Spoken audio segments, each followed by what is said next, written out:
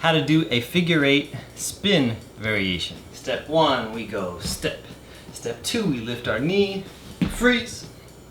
Step 3, we crouch down, hook. Step 4, using our hands and keeping our feet exactly where they are, turn your body all the way in a circle until your legs wind up again.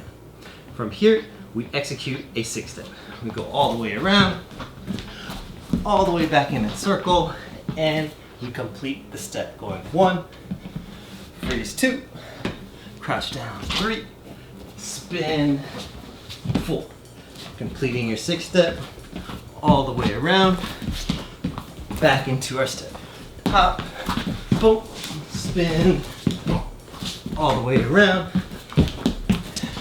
all the way to the other side, boom, all the way around, 6-step.